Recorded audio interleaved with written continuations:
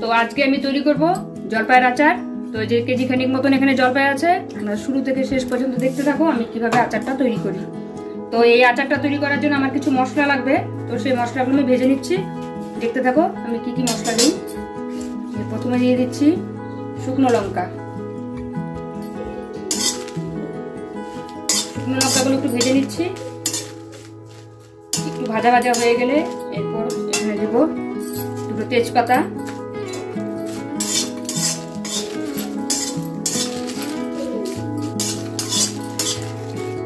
যারা যারা আমার চ্যানেলটি সাবস্ক্রাইব করেছেন তাদেরকে অসংখ্য অসংখ্য ধন্যবাদ। যারা এখনো আমার চ্যানেলটি সাবস্ক্রাইব করেননি তারা প্লিজ আমার চ্যানেলটি সাবস্ক্রাইব করে দিবেন, আর এরকম নতুন নতুন ভিডিও পেতে আমার চ্যানেলটি ফলো করবেন। তো এখন আমি দিয়ে দিচ্ছি এখানে 1 চামচ মতন জিরে, গোটা জিরে। এখন এখানে দিয়ে দিচ্ছি গোটা মৌরি পরিমাণ মতো। এখন দিয়ে দিচ্ছি 5 ফোড়ন। তো এই মশলাটা কিছুটা ভাজা হয়ে গেলে আধা ভাজা করে নামিয়ে এটাকে আমি আধ ঠান্ডা করে দেবো। তো এটা আমার এখন ভাজা হয়ে গেছে, আমি এটা একটা শুকনো থালায় নামিয়ে নিচ্ছি।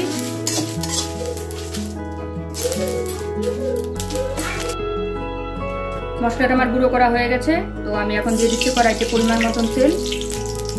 আমি একটু তেলটা বেশিই দিব, আপনাদের ইচ্ছে মতো আপনারা তেল ইউজ করবেন।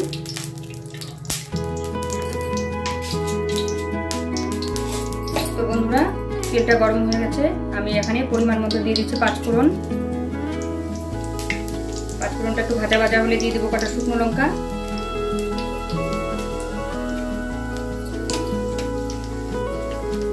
ফোড়নটা একটু ভাজা হলে জলপাইটা দিয়ে দেবো। তো আমার ফোড়নটা ভাজা হয়ে গেছে, এখন আমি দিয়ে দিচ্ছি জলপাইগুলো।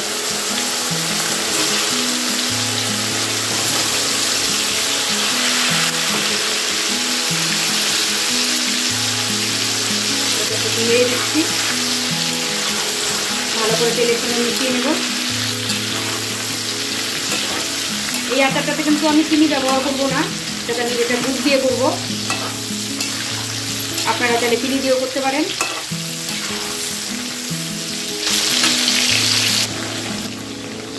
তো আমি এখানে দিয়ে দিচ্ছি এখন হলুদ গুঁড়ো।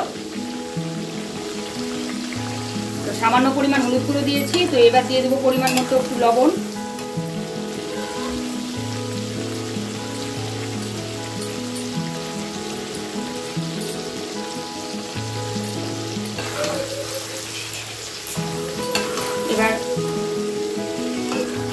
এবার ভালো করে জলপাইয়ের সঙ্গে হলুদ আর লবণটা ভালো করে মিশিয়ে নিচ্ছি।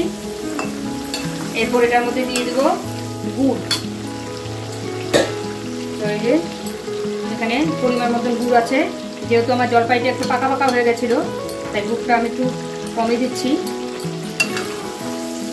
আপনার যে যেরকম মিষ্টি খান সেই পরিমাণ মতো মিষ্টি দিবেন।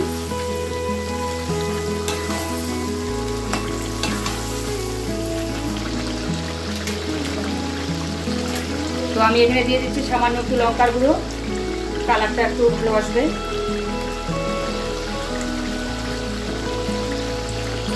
আবারও একটু নেড়ে নিচ্ছি।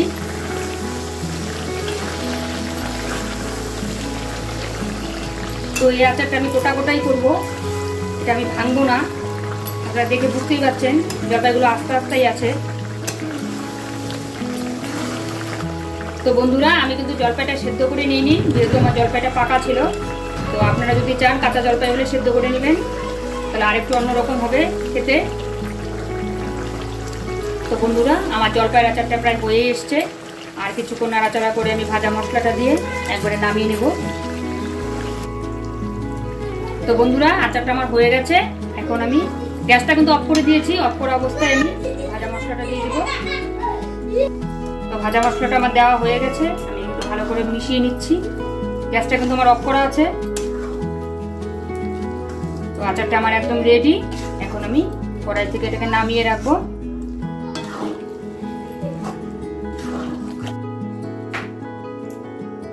Thank you for watching this video.